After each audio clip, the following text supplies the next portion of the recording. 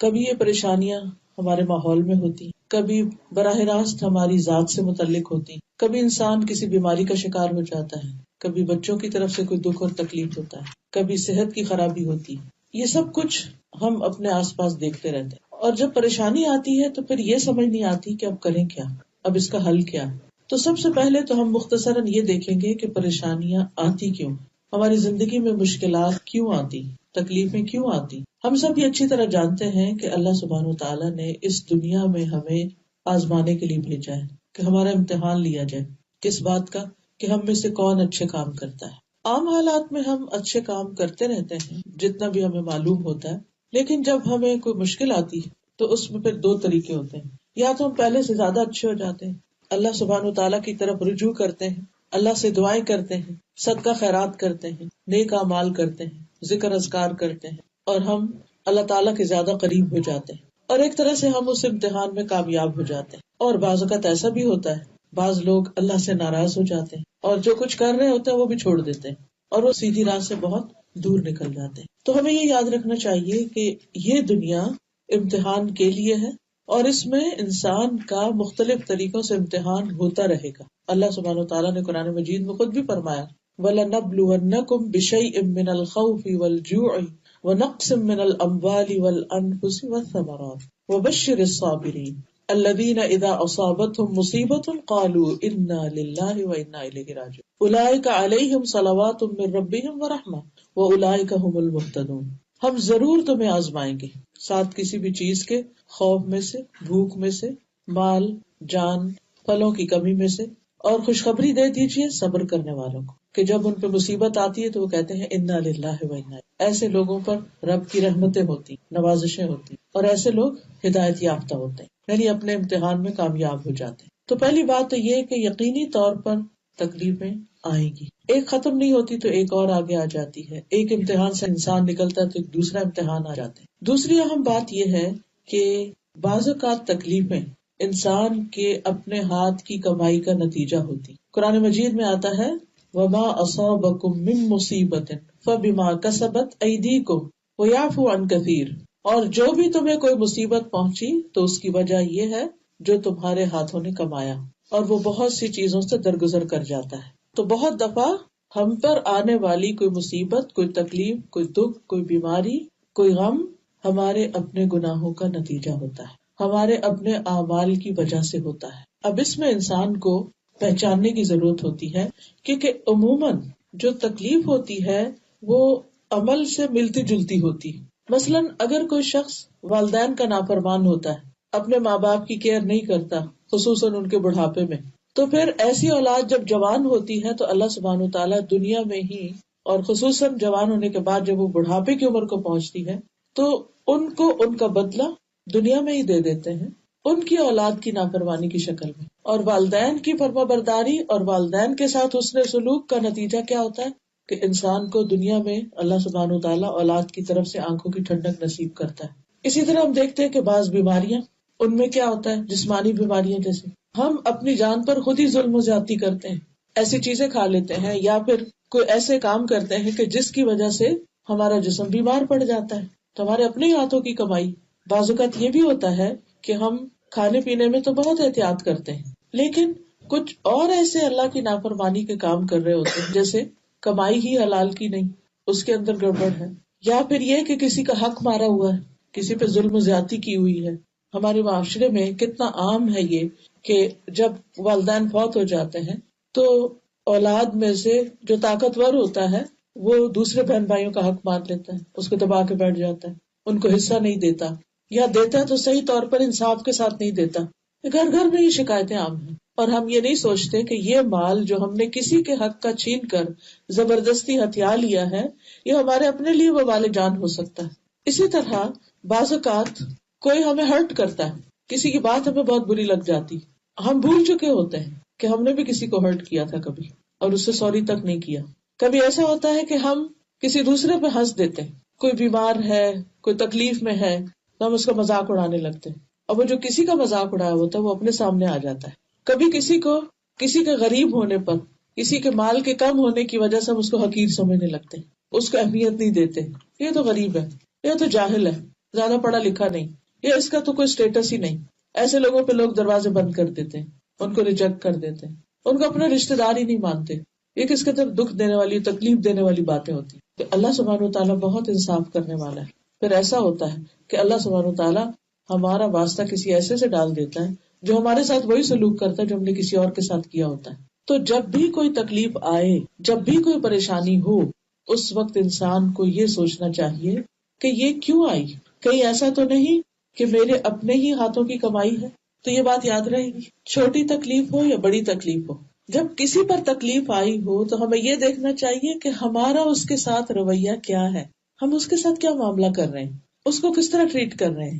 کہ بعض اوقات ایسا ہوتا ہے نا کہ کوئی بیمار ہوتا ہے تو ہم اس کو ڈانٹنا شروع کر دیتے، کیوں یہ کھایا تھا، کیوں یہ کیا تھا، اور پھر وہ مصیبت ہم پہ خود آ جاتی. ضروری نہیں ہوتا کہ کسی پر جو تکلیف آئی ہے اس کا انالیسس کرنا شروع کر دیں اور اس کو تان و تشنیع کرے.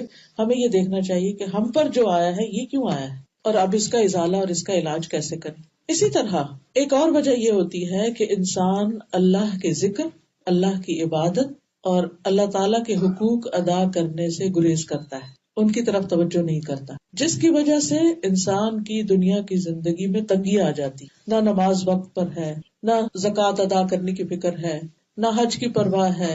یعنی اللہ سبحانہ تعالیٰ کے ذکر کی، اللہ کی یاد اور اللہ کے حقوق کی جتنی بھی قسمیں ہیں ان میں کوتاہی بھی انسان کے لیے مشکلات کا باعث بنتی ہے. ایسا کیوں ہوتا ہے؟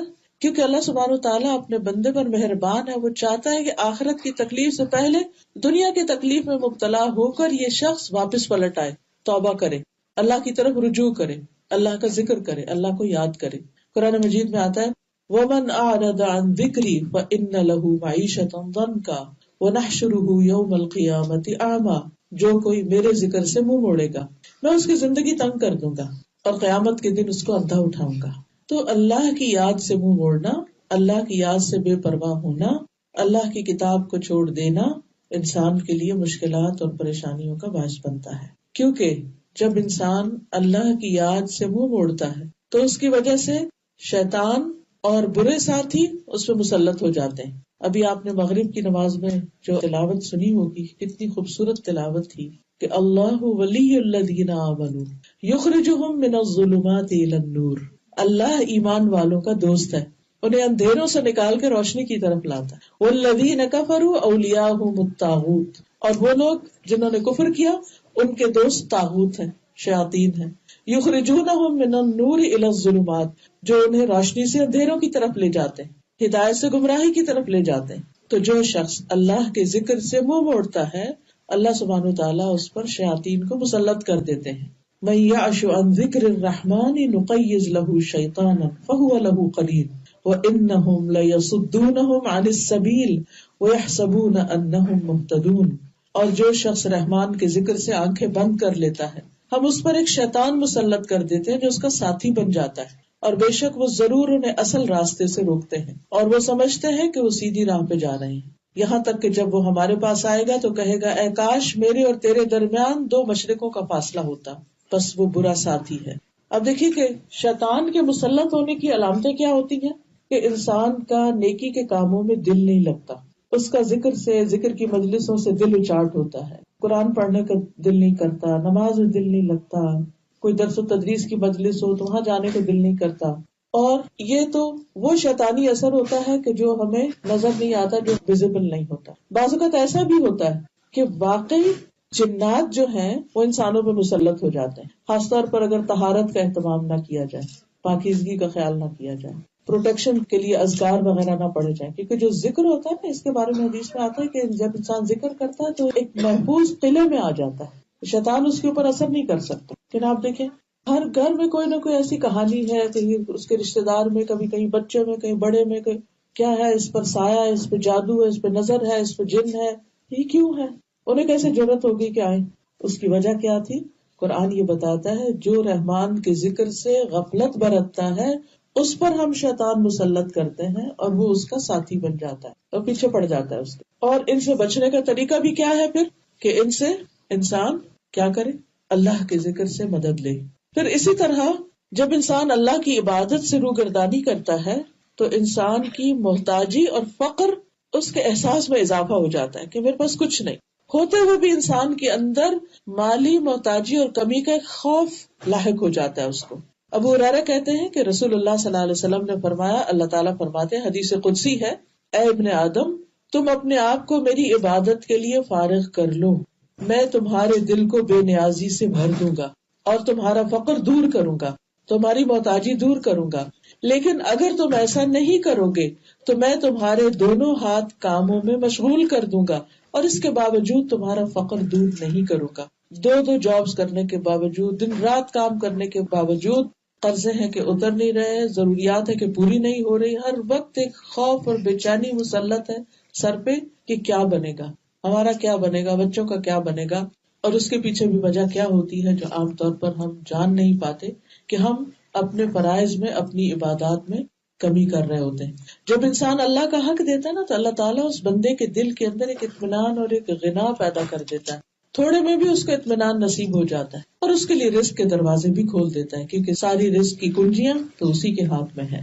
وَلِلَّهِ خَزَائِنُ السَّمَاوَاتِ وَالْأَرْضِ، اللہ ہی کے پاس ہے، اللہ ہی کے لیے ہیں خزانے آسمان و زمین کے.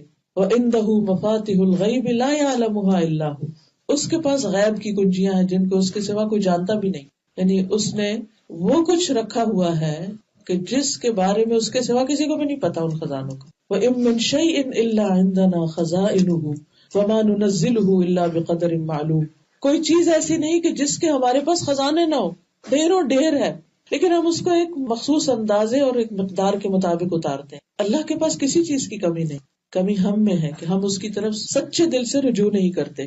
پھر اسی طرح ایک حدیث سے یہ پتہ چلتا ہے کہ جو شخص صرف دنیا کی فکر میں مشغول رہتا ہے، اس کا ہم و غم اور پریشانی اور فکر ہر وقت دنیا دنیا دنیا ہے، تو اللہ تعالیٰ اس سے بے نیاز ہو جاتا ہے، کیونکہ وہ اللہ کو بلا کر صرف دنیا کا غلام بن جاتا ہے. نبی صلی اللہ علیہ وسلم نے فرمایا، جو اپنے غموں کو ایک ہی غم بنا لے، یعنی آخرت کا غم، آخرت کا فکر، تو اللہ تعالیٰ اس کے دنیا کے غموں سے اسے کافی ہو جائے گا. یعنی جسے آخرت کا غم لگ جاتا ہے، اللہ تعالیٰ اسے دنیا کے غموں سے بے نیاز کر دیتے ہیں، اس کے دنیا کے غم دور کر دیتے ہیں، کیونکہ اس کو ایک بڑی فکر لگی ہوئی، تو یہ چھوٹی چھوٹی چیزیں اس کو بادر نہیں کرتی. وہ کہتا کوئی بات نہیں، یہ چیز نہیں ہے، یہ ختم ہو گیا، سب کچھ ختم ہونے والا ہے، سب جانے والا ہے. فکر کرنی چاہیے وہاں کی کہ وہاں کچھ نہ ہوا تو کوئی دینے والا نہیں ہوگا پھر. اور فرمایا کہ اور جس کو پریشانیاں ادھر ادھر بھٹکا کر لے جائیں، اللہ اس کی پرواہ نہیں کرے گا کہ وہ دنیا کی کس وادی میں ہلاک ہو کر گرتا ہے، کہاں جاتا ہے. اس لیے حالات کیسے بھی ہوں، رجوع اللہ ہی کی طرف کرنا چاہیے، مدد اسی سے مانگنی چاہیے، توجہ اسی کی طرف کرنی چاہیے، کیونکہ مشکل آسان بھی وہی کرنے والا ہے. پھر اسی طرح جب انسان دنیا کی حرص زیادہ رکھتا ہے، دنیا کی محبت زیادہ رکھتا ہے، تو اس سے اللہ کی محبت میں بہرحال کمی آتی ہے. نبی صلی اللہ علیہ وسلم نے فرمایا، قیامت قریب آ چکی ہے، لیکن لوگوں میں دنیا کی حرص ہی بڑھے گی. یعنی جو زندگی بڑھتی جاتی ہے، انسان کی بڑھاپے کی طرف جاتا ہے، تو دنیا کی حرص کم نہیں ہوتی. اسی طرح ہم سب کہتے ہیں کہ اب آخری زمانہ آ گیا ہے اور یہ سب، لیکن اس کے باوجود ہر دور میں، ہر آنے والے دور میں پچھلے سے زیادہ دنیا کی محبت اور مادہ پرستی اور دنیاوی عیش و عشرت کی زیادتی اور ان کو فراہم کرنے کے جو انتظامات ہیں ان کی طرف ہم سب کی فکر زیادہ ہوتی. اور پھر اس بات سے بھی ڈرنا چاہیے کہ اگر ہم اللہ کو ناراض کر کے جی رہے ہیں اور پھر بھی ہماری زندگی میں کچھ خوشحالی ہے، پریشانی اور فکر نہیں، کہ ہم یہ کہہ سکتے ہیں نہیں ہم تو اپنی مرضی سے ہی ذکر اذکار نماز کرتے ہیں اور پھر بھی ہمیں تو کوئی ایسی بڑی بات نہیں، تو یہ اللہ تعالیٰ کی طرف سے ایک ڈھیل ہوتی ہے.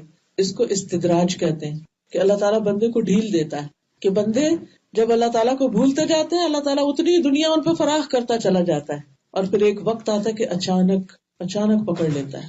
اس لیے اگر نافرمانیوں کے باوجود رزق میں اضافہ ہو رہا ہے، اللہ سے دوری کے باوجود دنیا آسان ہو رہی ہے، تو اس کو بھی اپنے لیے خوش قسمتی کی علامت نہیں سمجھنا چاہیے، کیونکہ کسی وقت بھی پکڑ آ سکتی ہے، کیونکہ اللہ کی نافرمانی میں کوئی خیر نہیں، کوئی کامیابی نہیں.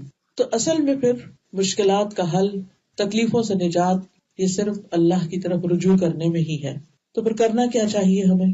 کوئی چھوٹا دکھ ہے یا بڑا دکھ، کوئی چھوٹی فکر ہے یا بڑی، کوئی پریشانی ہے، تو پہلی بات یہی ہے کہ اللہ سے اپنا تعلق مضبوط کریں، اللہ کو دوست بنا لیں، اللہ کو اپنا ولی بنا لیں، اللہ سے توبہ کریں، اللہ کی طرف رجوع کریں، کیونکہ اللہ سبحانہ و تعالیٰ کے پاس ہر مسئلے کا حل ہے. کوئی مشکل ایسی نہیں کہ جو اللہ کے لیے مشکل ہو. ساری دنیا بھی بعض اوقات مل کر آپ کی کوئی مشکل دور نہیں کر سکتی، لیکن اللہ اس کو دور کر سکتا ہے، کیونکہ وَلِلَّهِ مُلْكُ السَّمَاوَاتِ وَالْأَرْضِ، آسمان و زمین کی بادشاہت اللہ ہی کے لیے. ہر چیز کا مالک ہے.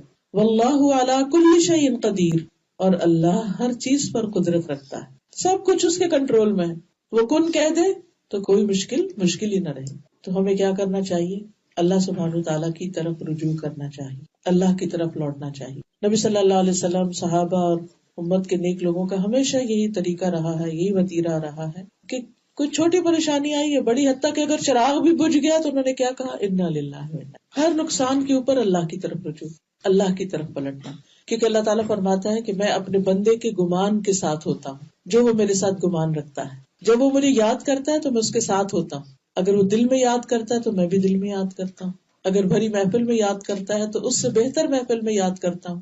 اگر وہ میری طرف ایک بالشت آتا ہے تو میں اس کی طرف ایک گز آتا ہوں. اگر وہ ایک گز میری طرف آتا ہے تو میں 2 گز اس کے قریب ہوتا ہوں. اگر وہ چلتا ہوا میری طرف آتا ہے تو میں دوڑتا ہوں اس کے پاس آتا ہوں. تو ضرورت اس بات کی ہے کہ ہم اللہ کی طرف پلٹیں، اس کی طرف رجوع کریں اور اپنی حاجتیں، اپنی مشکلات، اپنے دکھ اللہ کے سامنے رکھیں. ہم عام طور پر بندوں کے سامنے رکھتے اور ہر ایک کو اپنی داستان سناتے رہتے جہاں موقع مل جائے، لیکن اللہ کے سامنے نہیں رکھتے اس طرح جس طرح رکھنے کا حق. اور ہوتا پتہ کیا ہے، جب ہم 10 لوگوں کو کہانی سنا چکے ہوتے ہیں نا تو تھوڑا ہمارا دل سکون میں آ جاتا ہے، تو پھر وہ دعا مانگنے میں وہ لذت ہی نہیں رہتی.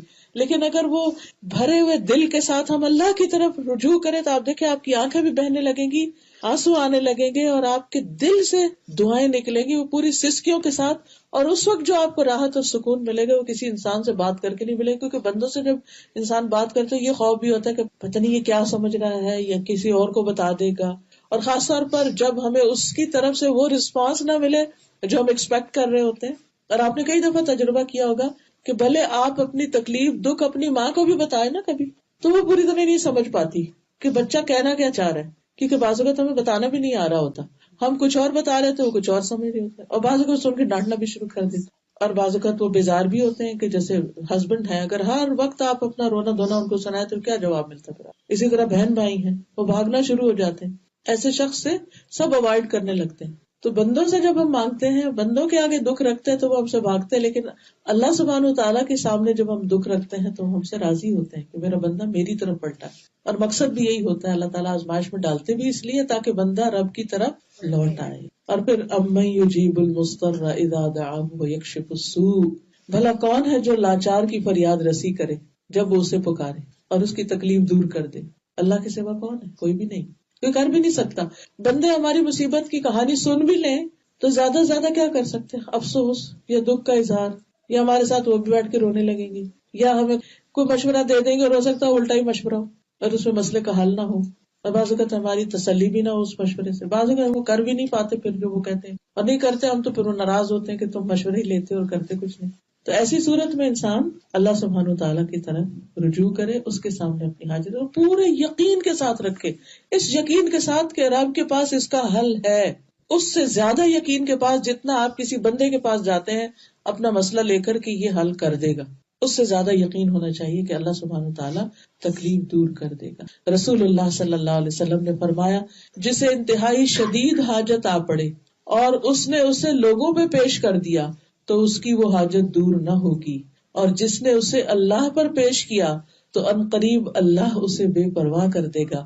یا تو جلد ہی موت آ جائے گی، یعنی دنیا کے بکھیڑوں سے جان چھوٹ جائے گی، یا جلد ہی وہ غنی ہو جائے گا، یعنی دوسروں کی اس کو ضرورت نہیں رہے گی. اللہ تعالیٰ اسے بندوں سے بے نیاز کر دے گا. لیکن اگر بندوں کے پاس ہی جاتے رہے تو پھر اللہ بندوں ہی کے حوالے کر دے گا. یعقوب علیہ السلام کے بارے میں آتا ہے کہ جب ان کو یہ خبر دی گئی کہ یوسف علیہ السلام جو ان کے بہت ہی پیارے بیٹے تھے، جن سے بہت محبت کرتے تھے وہ، کہ ان کو بھیڑیا نے کھا لیا ہے، جھوٹی موٹی خبر تھی، تو انہوں نے نہ بچوں سے ناراضگی کا اظہار کیا، نہ ان کے سامنے اپنا رونا رویا، کچھ نہیں. اللہ سبحانہ تعالیٰ کی طرف رجوع کیا.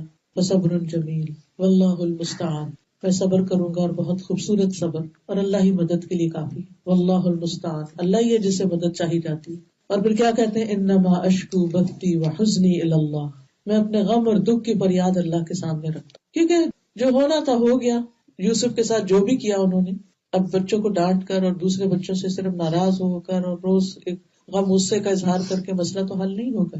تو گھر کے چین کو بھی نہیں برباد کیا، لیکن کوئی چھوٹا سا جرم نہیں تھا جو بھی انہوں نے کیا. واپس ساتھ نہیں لے کر آئے، اور انہیں پتا تھا کہ باپ کو وہ کتنے عزیز ہیں.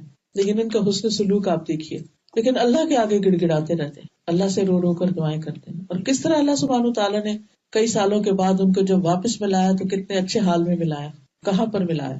تو جب انسان مشکل اور تکلیف کے وقت اللہ کے سامنے گڑ گڑاتا نہیں تو اس کا نقصان یہ ہوتا ہے کہ بندے کا دل پھر سخت ہو جاتا ہے، بعض اوقات مصیبت کا عادی ہو جاتا ہے، اور بعض اوقات ادھر ادھر باتیں کر کے پریشان ہو کر پھر اپنے آپ کو نقصان دیتا ہے. اور پھر جب آپ اللہ سے دعا کر لیں پھر اللہ پہ بھروسہ بھی کریں اور انتظار بھی کریں. قرآن مجید میں آتا ہے وَمَن يَتَوَكَّلْ عَلَى اللَّهِ فَهُوَ حَسْبُهُ إِنَّ اللَّهَ بَالِغُ أَمْرِهِ قَدْ جَعَلَ اللَّهُ لِكُلِّ شَيْءٍ قَدْرًا. اور جو اللہ پہ بھروسہ کرے گا تو اللہ اس کے لیے کافی ہے. اللہ اپنا کام پورا کر کے رہتا ہے، بلا شبہ اللہ نے ہر چیز کا اندازہ مقرر کر رکھا ہے. اللہ کو زیادہ پتا ہوتا ہے کہ کون سا کام کس وقت ہونا چاہیے. بعض اوقات بچوں کی شادی نہیں ہوتی مثلا، ہمارے بہت ہی پریشان رہتے ہیں، وہ کہتے ہیں ہمیں نیند نہیں آتی، ہمیں چین نہیں آتا، روز گھر میں ایک ہنگامہ، اور جس بچی کے ساتھ وہ مسئلہ ہوتا ہے وہ بھی پریشان رہتی ہے. دعائیں بھی بہت ہو رہی ہوتی، سب کچھ ہو رہا ہوتا ہے، کوشش بھی ہو رہی ہوتی، اس کے باوجود ایک چیز نہیں ہو کے دیتی، کیونکہ اللہ کو پتا ہے کہ اس کے لیے رائٹ ٹائم کون سا ہے. ہو سکتا ہے اس سے پہلے وہ چیز ہو تو وہ اس کے حق میں بہتر نہ ہو. اس کی حکمت اللہ ہی کو پتا ہوتی. کسی دعا کے سننے میں یوسف علیہ السلام کے والد جو تھے یعقوب علیہ السلام، وہ اللہ کے نبی تھے، اور کیا وہ دعائیں نہیں کرتے؟ وہ دعائیں کرتے تھے، لیکن وہ دعا کب قبول ہوئی؟ 30 سال کے بعد.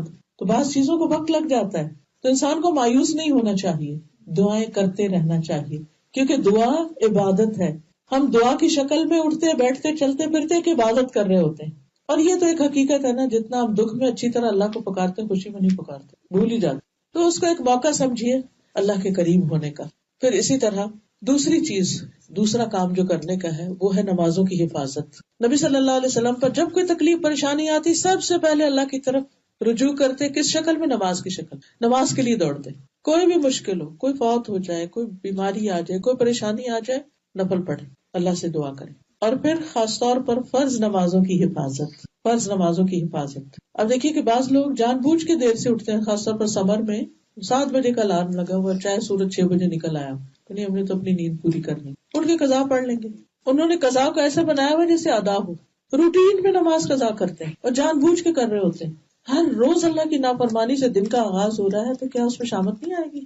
اگر آپ کا بچہ ہر روز اسکول لیٹ جائے، ہر روز لیٹ جائے اور ایک پورا پیریڈ قضا کر دے ہر روز، تو کوئی پوچھے گا نہیں؟ اس کا کوئی نقصان نہیں ہوگا؟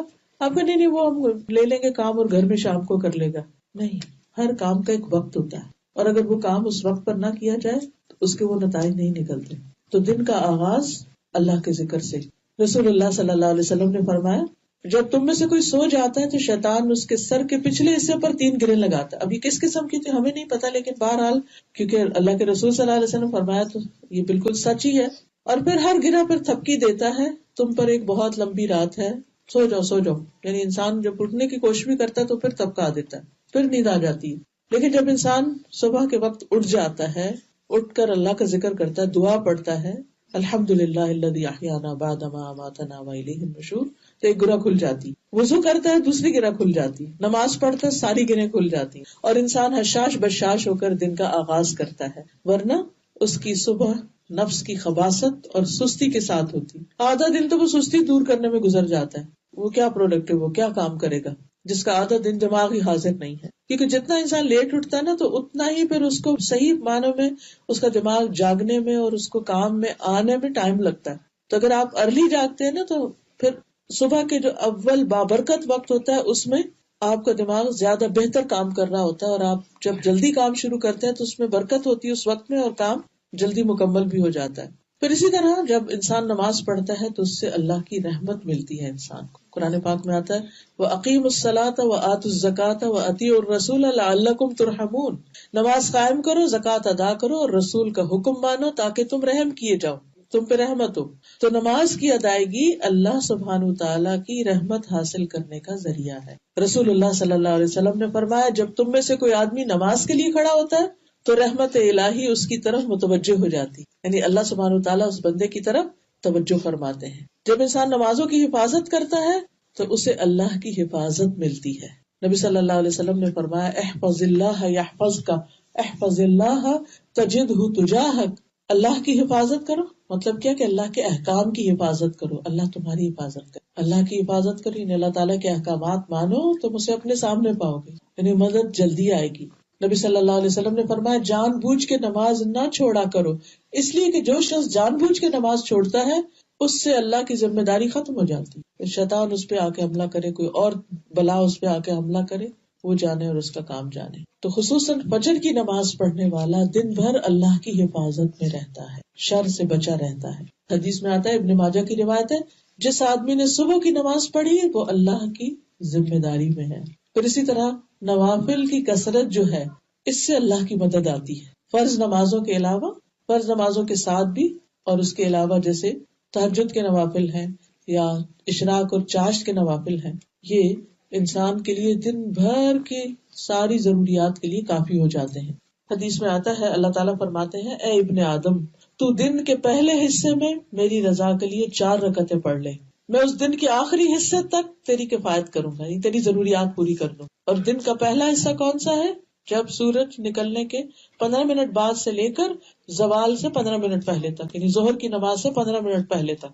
اس دوران میں انسان اگر یہ 4 رکعتیں پڑھ لیتا، اگر 4 نہیں بھی تو 2 بھی پڑھ لیتا ہے تو اس کے 360 جوڑوں کا صدقہ ہو جاتا ہے. اور اس میں آپ تجربہ کر کے دیکھ لیجیے، اس نیت اور یقین کے ساتھ آپ پڑھیے تو یہ جوڑوں کے درد اور تکلیف وغیرہ ہے ان سے نجات ہو جائے گی. کہ جب میں نے اس حدیث کو پڑھا تو میں سے کہتے کہ پہلے بھی کبھی پڑھا تھا جب جوڑوں ووڑوں کے درد نہیں تھے، لیکن جب عمر کے اس حصے میں پہنچے اور دوبارہ اس کو پڑھا تو یوں لگا جیسے بہت بڑا خزانہ ہاتھ ہے.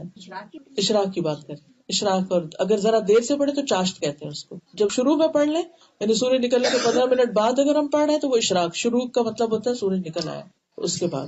تو آپ دیکھیے کہ جو شخص تہجد پڑھ رہا ہے، پھر اس کے بعد فجر پڑھ رہا ہے، پھر اس کے بعد اشراق پڑھ رہا ہے، تو کتنی اس کی ایکسرسائز ہو چکی ہے سارے جوڑوں کی، اور کتنا ایکٹیو ہو چکا ہے. اور اس کے بعد دن بھر اپنے کام کرے، پھر اس کے بعد ظہر کی نماز، پھر کام، پھر نماز، پھر کام، پھر نماز، پھر کام، پھر نماز، پھر جا کے سو جائے. کتنی ایکٹیو لائف ہے یہ. بہت سی تکلیفوں سے انسان ویسے ہی بچ جاتا ہے اور اللہ کی مدد بھی آتی ہے. تیسری چیز ہے حفاظت کی دعائیں پڑھنا، یعنی نمازوں کے علاوہ ذکر اذکار، اور ذکر اذکار میں بھی حفاظت کی دعائیں، کیونکہ اذکار جو ہیں یہ انسان کو جن و انس کے شر سے محفوظ رکھتے ہیں. ابن کثیر رحمۃ اللہ علیہ کہتے ہیں، تم اذکار کی چادر اوڑھ لو، وہ تمہیں انس و جن کے شر سے بچائے گی، اور اپنی روح یعنی اندر کا جو روح ہے، ہماری دل اور اندر کے جذبات جو ہیں، ان کو استغفار کی موٹی چادر اڑھا دو. یہ چادر تمہیں دن اور رات کے گناہوں سے بچائے گی، ان کا جو شر آنے والا ہے نا گناہ کے بعد. تو جب انسان استغفار کر لیتا تو وہ بلا ٹل جاتی. کیونکہ آپ دیکھیے کہ گناہ کیا ہے، ایسے ہی جیسے اپنے لیے کانٹے بونا، تو جو کانٹے بوئے گا وہ اس کو پھر کاٹیں گے بھی، وہ کانٹے چبھیں گے بھی. تو جب استغفار انسان کرتا ہے تو وہ شر دور ہوتا چلا جاتا ہے، واپس پلٹتا جاتا ہے. ابن القیم رحمہ اللہ کہتے ہیں، صبح شام کے اذکار زرہ کے قائم مقام ہے. پہلے زمانے میں جیسے جنگیں ہوتی تھی نا تو لوہے کا لباس پہن لیتے تھے تو کوئی تلوار تیر اثر نہیں کرتا تھا. تو وہ کہتے ہیں کہ یہ زرہ کے قائم مقام ہے. یہ زرہ موٹی ہوگی ویسے ویسے اس کو پہننے والا متاثر نہیں ہوگا، یعنی جتنی پابندی کرو گے، جتنے اچھے سے وہ دعائیں پڑھو گے، اتنی تمہاری زرہ زیادہ مضبوط ہوگی. بلکہ زرہ کی طاقت یہاں تک پہنچ جائے گی کہ تیر واپس لوٹے گا اور اسی کو جا کر لگے گا جس نے تیر چلایا. صبح شام کے اذکار، یعنی چاہے نظر کا تیر ہو یا پھر جادو کا یا جن کا یا کسی بھی طرح کا، کیونکہ نظر صرف انسانوں کی نہیں لگتی، جنات کی بھی لگتی ہے. تو اس سے پروٹیکشن کس طرح ہو؟ یہ صبح شام کے اذکار سے. بلٹ پروف جیکٹ ہے، بالکل بلٹ پروف جیکٹ کی طرح ہے کہ کوئی گولی مارے تو لگے گی نہیں، اثر نہیں ہو. یہ صبح شام کے جو اذکار، ٹھیک ہے. چاہے جیسے پیریڈز میں نماز نہیں پڑھتے تو اذکار آپ پڑھ سکتے ہیں پھر بھی. اور یہ ان اذکار کے پڑھنے کا وقت سورج نکلنے سے پہلے کا ہے. فجر کی نماز کے بعد سے سورج نکلنے سے پہلے تک کا وقت جو ہے یہ حفاظت کا ہے، بعد میں وہ صرف ذکر رہ جاتے ہیں. اسی طرح شام کے وقت مغرب کی اذان سے پہلے تک، غروب سے پہلے تک، عصر اور مغرب کے بیچ میں پڑھنے کا ٹائم ہے. مغرب کے بعد اگر کوئی پڑھتا ہے تو پھر صرف ذکر رہ جاتا ہے. پروٹیکشن کے لیے ضروری ہے کہ بکرتم و عشیہ پڑھا جائے ان کو. ابن عثیمین کہتے ہیں، صبح شام کے اذکار حفاظت کرنے میں ان لوگوں کے لیے یاجوج ماجوج کی دیوار سے بھی زیادہ مضبوط ہے جو ان کو حضور قلب کے ساتھ پڑھتے ہیں. تو کسی نے ان کو زرہ سے تشبیہ دی، کسی نے یاجوج ماجوج کی دیوار سے، اور کسی نے ان کو موٹی چادر سے.